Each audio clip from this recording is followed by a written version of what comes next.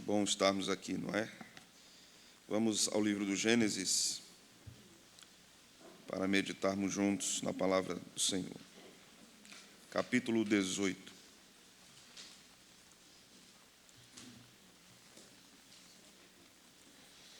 Hoje nós iremos ler do versículo 16 ao versículo 33. Vamos finalizar este capítulo.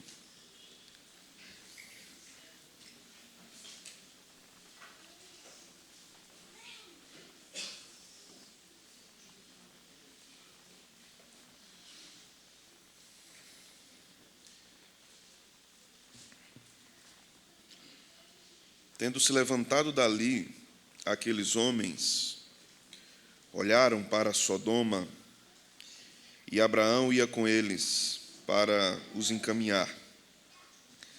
Disse o Senhor: ocultarei a Abraão o que estou para fazer, visto que Abraão certamente virá a ser uma grande e poderosa nação, e nele serão benditas todas as nações da terra.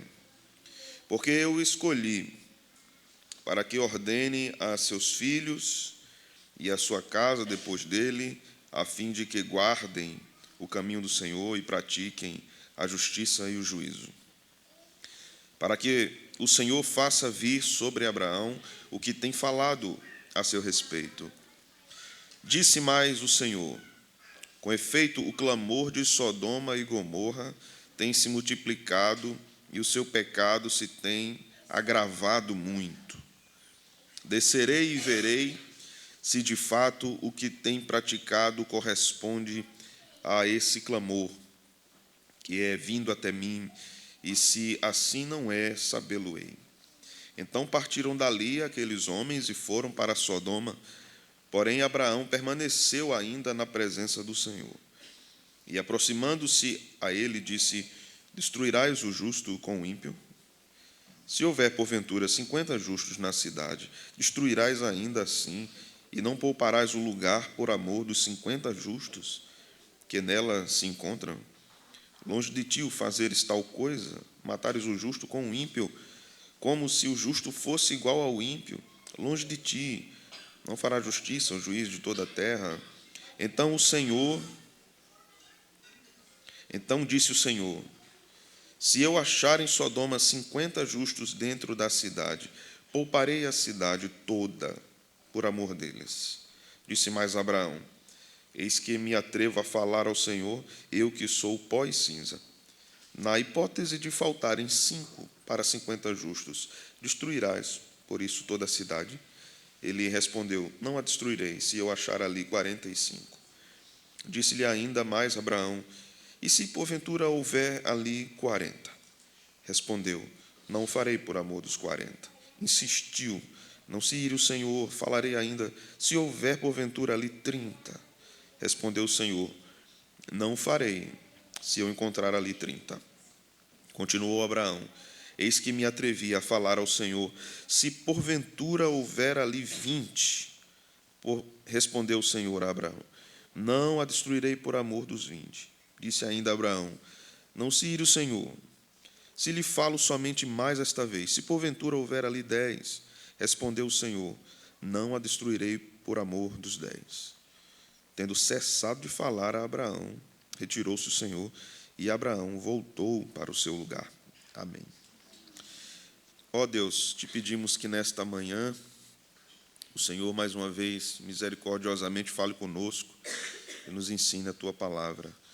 Nos ensine sobre nossa caminhada cristã, nossa postura diante do mundo, nossa fidelidade ao Senhor. Nos ensine, Senhor, a sermos cristãos intercessores, crentes de oração, que oram inclusive pelos justos e também pedindo misericórdia sobre os injustos. É o que nós te oramos no nome de Cristo Jesus. Amém. Podem sentar, irmãos. A segunda parte do nosso texto aqui no capítulo 18 nos fala muito sobre a realidade que Abraão vivia, uma realidade pecaminosa, uma cultura extremamente pecaminosa. E isso soa muito atual, muito contemporâneo para nós. Ao contrário do que alguma mente ignorante em termos bíblicos vem acreditar, o mundo antigo, tanto do Antigo Testamento como do Novo Testamento, eram sociedades extremamente pecaminosas, extremamente imorais, extremamente ímpias. Então, não houve, depois de Adão, nenhuma sociedade que se distinguiu pela sua nobreza. Inclusive, aquelas séries da Netflix que nos mostram família real, sociedades mais conservadoras, ou mesmo aquelas histórias macabras de papas que tiveram esposas e filhos, que defendiam diante da igreja e diante da sociedade uma moralidade cristã. Tudo que está por trás dessas cenas é pecado, pecaminoso. Onde o homem coloca a planta do seu pé, o pecado estará ali terrivelmente. Isso independe de posição ideológica, independe de nação, independe de cultura. Onde estiver a planta dos pés do homem, ali haverá pecado. Ainda que o nosso país voltasse a ser uma monarquia e tivesse um rei evangélico, teríamos um rei terrivelmente pecador evangélico. Essa era a nossa realidade, porque nós somos pecadores e a nossa cultura está permeada de pecado. O único momento na história da humanidade redimida em que viveremos numa cultura, numa terra, numa situação sem pecado, é depois da volta de Cristo. E nós precisamos ter plena consciência disso. Esse texto vai nos ensinar inicialmente duas coisas. Primeiro, que a Escritura foi dada ao povo de Deus para várias épocas e situações. Então, essas narrativas, como a narrativa de Abraão, nos mostram os atos redentores de Deus e seus atos de juízo. Isso é uma dinâmica do Antigo Testamento que vai sendo mostrado várias vezes, atos redentores e atos de juízo. Os atos redentores de Deus aqui são mostrados em relação a Abraão, em relação a Ló. Os atos de juízo são mostrados em relação a Sodoma e Gomorra. Esse é um protótipo do que aconteceria posteriormente, ou o que vai acontecer posteriormente no final dos tempos. Deus salvará os justos do seu juízo final, e Deus condenará os ímpios. Deus vai mostrando isso várias vezes na dinâmica da história. Quando nós observamos atentamente a teologia da história, e não apenas a história na história, mas nós observamos a teologia na história, nós vamos observar esses atos redentores e atos de juízo. Quando nós olhamos, por exemplo, para aquele terrível período nazista em que muitos cristãos foram usados por Deus para salvar outros cristãos de linhagem judaica, escondendo aqueles irmãos em bunkers, inclusive também escondendo os judeus, aquilo é um tipo de ato redentor de Deus, preservando o seu povo. Da mesma forma, quando Deus permite que coisas terríveis aconteçam para julgar a impiedade dos homens, também são atos de juízo de Deus, não um ato final e conclusivo, mas tudo isso vai apontando para nós o caminho para onde a história segue. O ensino posto aqui diante de nós está sendo enfatizado pelo Espírito Santo, porque cria uma imagem muito distinta na mente do leitor. Deus tem um povo, e Deus também olha para um povo que não é o seu povo. Aquela cultura criava deuses para si, iguais a Mica. Vocês se lembram da história de Mica, lá no livro dos Juízes? Mica, das regiões montanhosas de Efraim, que tinha ídolos em sua casa. Aquela era a cultura, como é a nossa cultura ainda hoje. Temos pequenos ídolos nas nossas casas, pequenos ídolos culturais. Então, precisamos estreitar as nossas relações com esse texto para entendermos algumas coisas aqui. Um princípio aqui que nós vamos frisar logo de início é o princípio da cosmovisão que esse texto nos apresenta. Cosmovisão é a visão que nós temos do mundo, não apenas um olhar físico, mas uma percepção interpretativa. Nós olhamos para o mundo, interpretamos essa realidade diante de nós, interpretamos esse mundo. Então, aqui nós temos dois apontamentos dados pelo texto para percebermos o guiamento que o texto dá para a cosmovisão. Primeiro, vermos o Senhor. Isso se refere à sua revelação. Abraão vê o Senhor, Abraão relaciona-se com o Senhor. Aqui, especificamente, nós temos uma teofania, Deus apresentando-se a Abraão. Hoje nós não temos uma teofania, nós temos revelação verbal registrada, que são as Sagradas Escrituras. São nas Sagradas Escrituras que nós vemos o Senhor. E nós temos aqui uma outra perspectiva também. Vermos o mundo como Deus vê, porque aqueles varões que foram enviados a Abraão estão olhando para Sodoma e Gomorra e vendo a realidade daquele lugar. Nós observamos aqui na segunda parte do nosso texto, quando Abraão intercede junto a Deus pelos supostos justos de Sodoma e Gomorra. E vamos ver o que Deus faz depois. Irmãos, não haviam 10 justos em Sodoma e Gomorra. Deus disse, se tiver esse número, eu poupo do juízo. E não tinha esse número. Aqui nós aprendemos a olharmos para o mundo como Deus olha para o mundo. Isso nos ensina e nos exorta de que a nossa visão a respeito do mundo não deve ser tão simpática e empática em relação à sua cultura pecaminosa, mas ao mesmo tempo deve ser misericordiosa, compassiva e intercessora. Essa é uma postura que nós temos muitas dificuldades de amadurecê-la. Ou nós abraçamos acriticamente, ou nós nos tornamos críticos ferozes, sem compaixão. Não é uma coisa nem outra.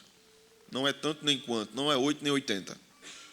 A Bíblia nos fala dos homens de Issacar, que estavam listados entre o exército de Davi, quando ele foi aclamado rei de Hebrom. Não sei se vocês se recordam dessa passagem. Também talvez seja demais um pastor exigir que o povo lembre de um versículo em 1 Crônicas, capítulo 12, versículo 32. Mas o texto diz o seguinte: dos filhos de Issacar, conhecedores da época, para saberem o que Israel devia fazer, 200 chefes e todos os seus irmãos sob suas ordens. Esse texto é muito interessante, porque nos diz que os filhos de Issacar eram conhecedores de sua época. Existia no exército de Davi especialistas em discernir o seu tempo. Veja que coisa. Especialistas na cultura do seu tempo, de modo geral e de modo mais específico. Esses homens conheciam tudo que envolvia o tempo de Davi. Existe uma grande necessidade, meus irmãos, como igreja do Senhor, de entendermos o nosso tempo.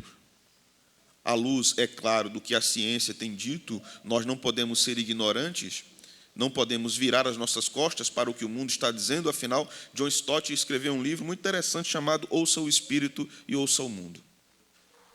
Mas nós devemos ter uma ignorância sábia a respeito do que está ao nosso redor.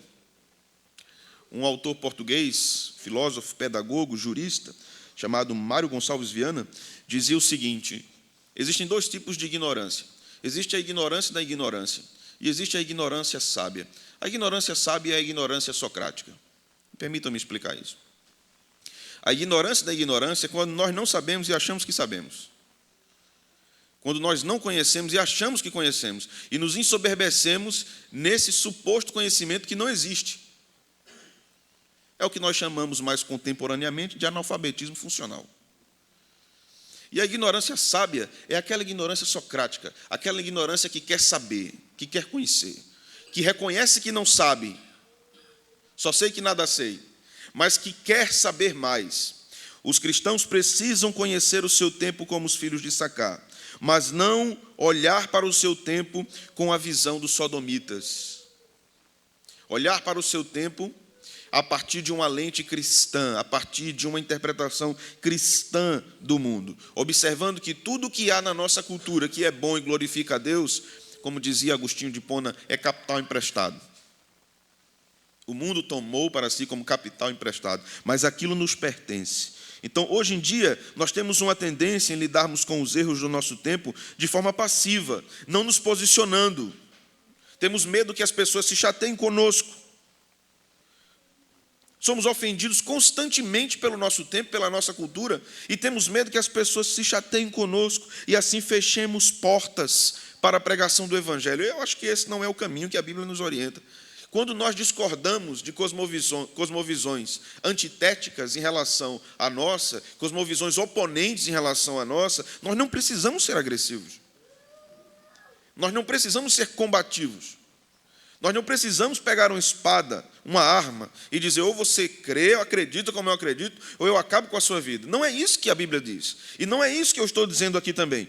Mas nós devemos manter uma postura bíblica e amorosamente, firmemente, nos posicionarmos, explicarmos o que a Escritura diz e mostrarmos que a forma de ler o mundo a partir da lente das Escrituras é a forma mais correta. Não soberbamente dizer isso, mas provar isso. O grande problema do nosso tempo é que a nossa inabilidade em conhecer as Escrituras e aplicar as Escrituras dificulta até para aqueles que não são crentes entenderem o que nós estamos dizendo. A nossa falta de habilidade em expor o Evangelho, integrando o Evangelho ao meio onde nós estamos, é algo que assusta. Paulo vai ao Areópago.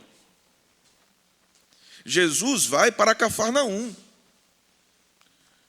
Veja que tanto Paulo em Atenas, como Jesus em Cafarnaum, nos mostra que tanto o nosso Senhor como o apóstolo Paulo estavam inseridos em centros culturais muito interessantes e oponentes à fé no Deus das Escrituras. E ali o Evangelho foi anunciado.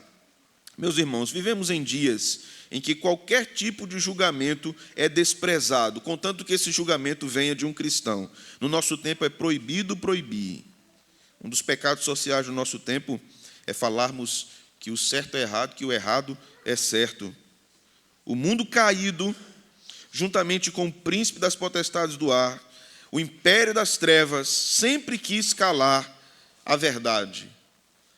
Sempre quis deter a igreja, sempre quis impedir os pregadores, os mestres, os professores, os cristãos de testemunharem a favor do Evangelho da Graça. Mas nós precisamos nos lembrar que o Senhor nos disse que nós somos sal da terra e luz do mundo, e nós precisamos resplandecer, brilhar.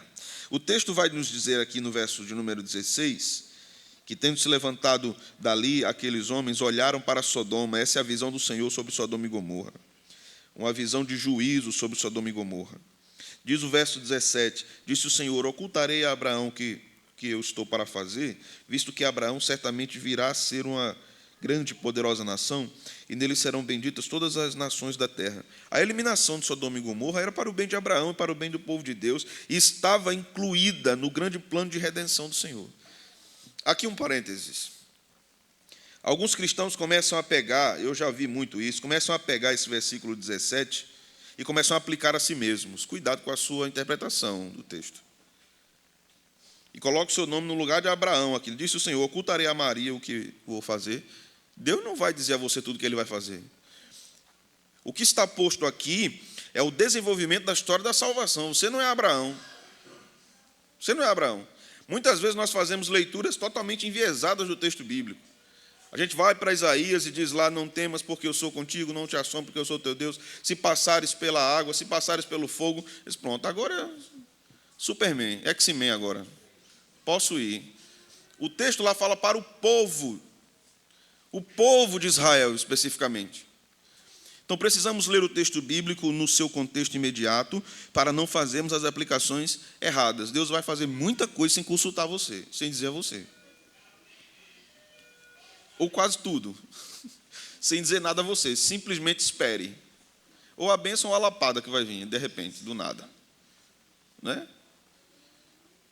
O texto está, na verdade, nos mostrando aqui que Deus está conduzindo a história. Ele diz no verso 19, porque eu escolhi para que ordene seus filhos e sua casa depois dele, a fim de que guardem o caminho do Senhor e pratiquem a justiça e o juízo, para que o Senhor faça vir sobre Abraão o que tem falado a seu respeito. O que nós aprendemos aqui em termos aplicativos? Deus estava fazendo ameaças a Sodoma e Gomorra.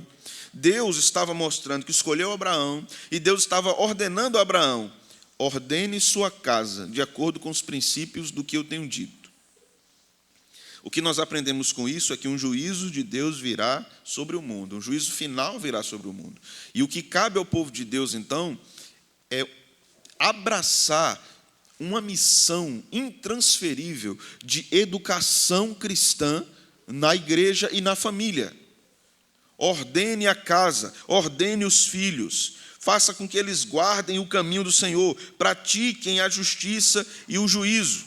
Isso é o que Deus nos deu. Você está chocado com o que o mundo tem feito?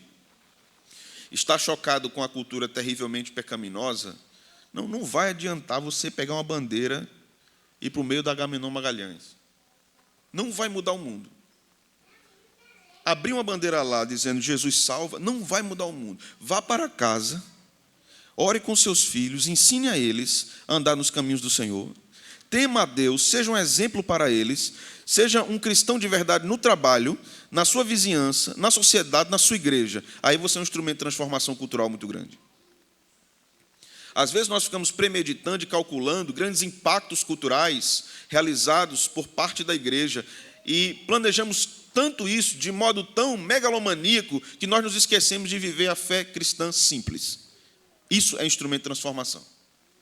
A fé cristã simples. O que vai impactar uma pessoa para levá-la a crer em Cristo, irmãos, não é nós elegermos prefeito evangélico, vereadores, deputados, senadores, não é isso. O que vai levar uma pessoa a crer no Evangelho é quando você, através de sua relação, através de seu compromisso, mostra àquela pessoa que viver para Deus é a maior bênção que um ser humano tem. Isso vai impactar muito a vida daquela pessoa. Ver os seus filhos temendo a Deus, lendo as Escrituras, guardando os preceitos do Senhor de modo afetuoso, isso impacta demais a vida das pessoas. Demais. Às vezes nós queremos alcançar um objetivo que até é nobre, mas de modo errado. De modo errado. O texto vai nos ensinar muito sobre isso. Veja o que Deus diz agora no verso 20. Disse mais o Senhor: com efeito, o clamor de Sodoma e Gomorra tem se multiplicado e o seu pecado tem se agravado muito. Descerei e verei se de fato o que tem praticado corresponde a esse clamor. Veja que essa palavra descerei, ela nos remete ao que aconteceu lá em Babel, né? Desçamos e confundamos. Deus desce ali para julgar, Deus desce aqui para julgar.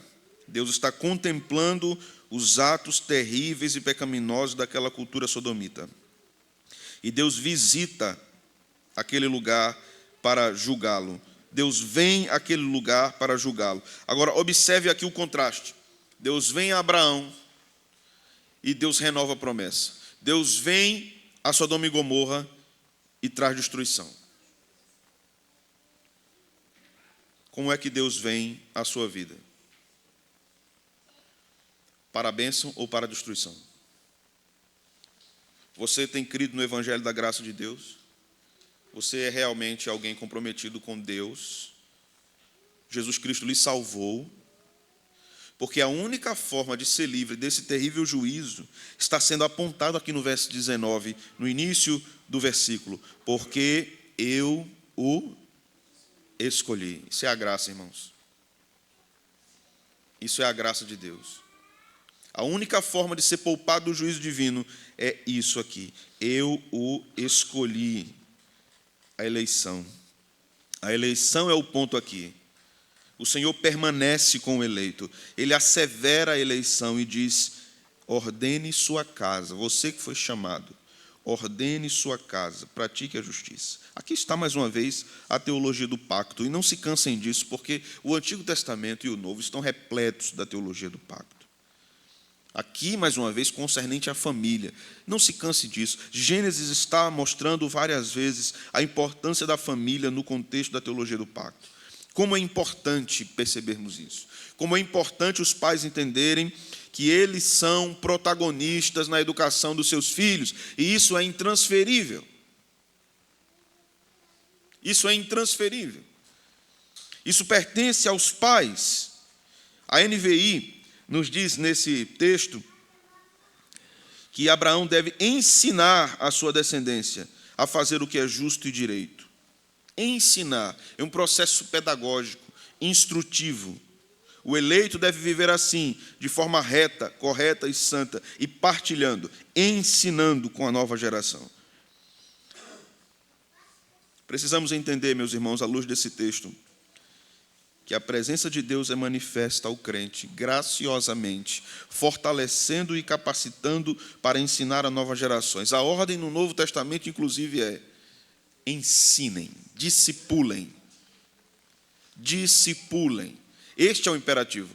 Discipulem, ensinem. Agora permitam-me caminhar para o final aqui. A partir do versículo 22, nós temos a grande intercessão de Abraão por Sodoma e Gomorra, e ele peleja aqui com o Senhor.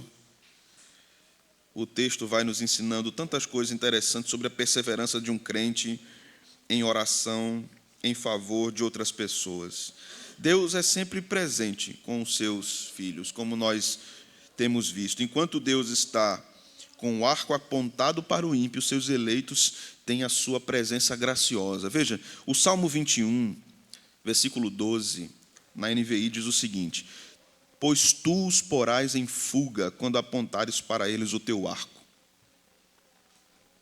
Todos aqueles que não têm Cristo como seu Redentor estão na mira do Todo-Poderoso. São alvo de sua ira terrível e julgadora.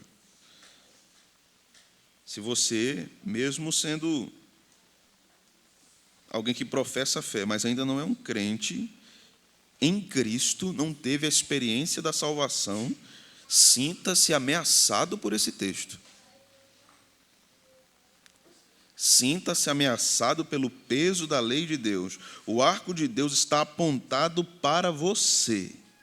Teus pecados não são ocultos a Deus. Que a tua carne estremeça, que a tua mente te esprema, que o teu coração fique compungido e que o Espírito Santo leve você à verdadeira experiência de salvação. Que Cristo seja a luz que dissipa todas as trevas que cobrem o teu entendimento e que maculam a tua vida. Então, ó pecador, arrependa-se e crê no Evangelho da graça de Deus. Creia no que diz as Escrituras. A única forma de ser livre dessa justiça punitiva de Deus é Cristo. É termos Cristo como advogado, e o texto mostra exatamente isso. Só através da graça eletiva de Deus é que alguém é preservado desse julgamento terrível.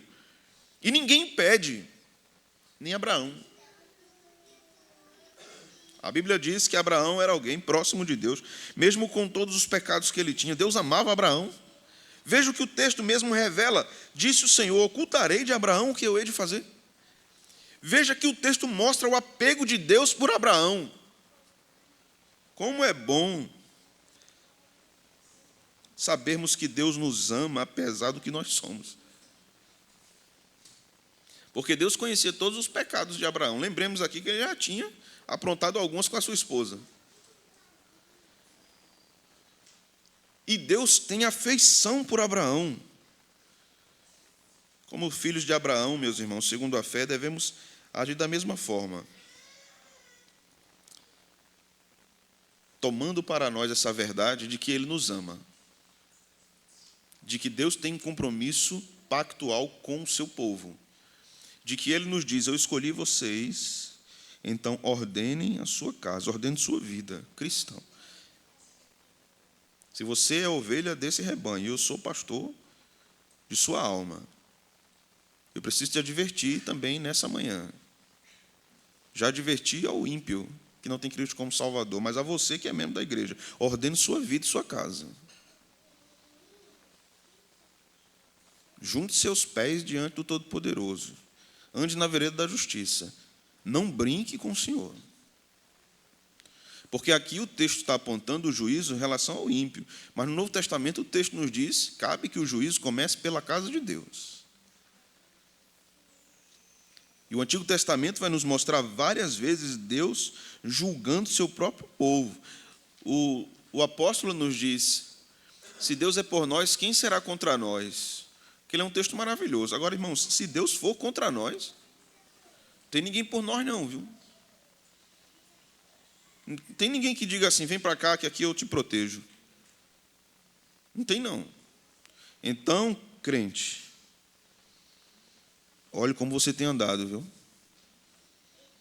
Olhe o que você tem feito, o que você tem falado, como você tem vivido.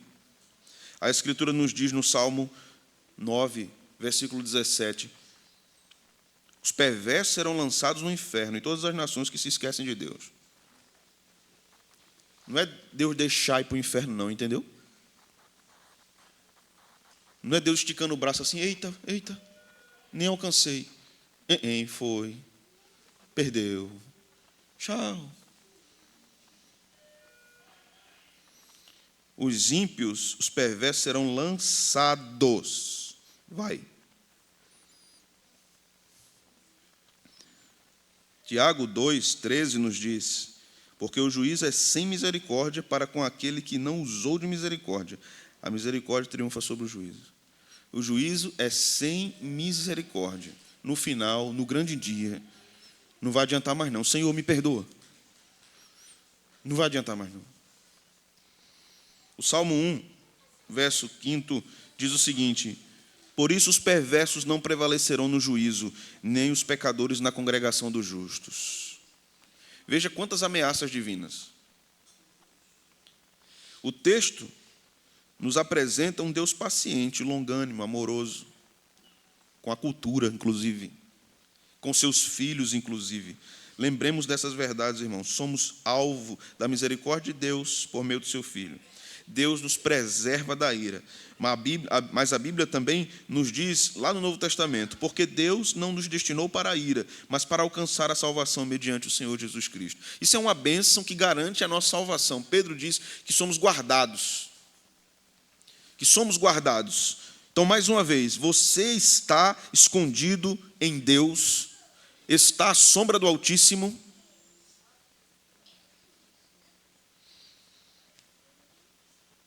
Nós precisamos refletir nisso e que Deus encha nosso coração de temor e de tremor. Judas termina sua epístola dizendo: ao único Deus, nosso Salvador, mediante Jesus Cristo, Senhor nosso, glória, majestade, império e soberania, antes de todas as eras e agora e por todos os séculos. Amém. Senhor, nós te louvamos nessa manhã pela tua palavra exposta.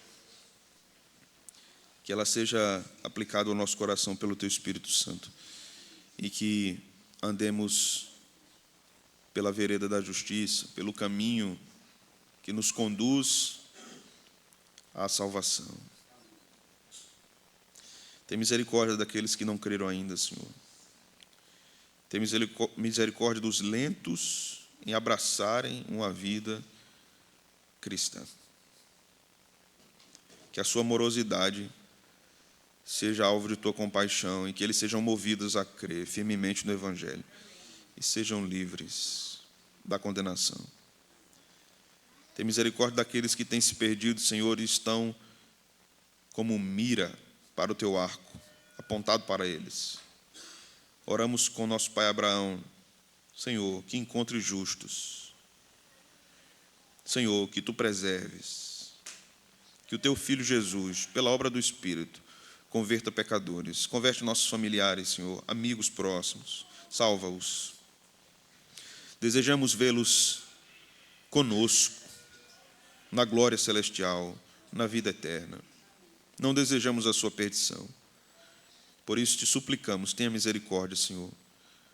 Por isso te pedimos que o teu Espírito nos mova sempre a sermos intercessores, mas que olham para o Senhor e olham para o mundo através de como o Senhor interpreta a realidade das coisas. É o que nós te pedimos.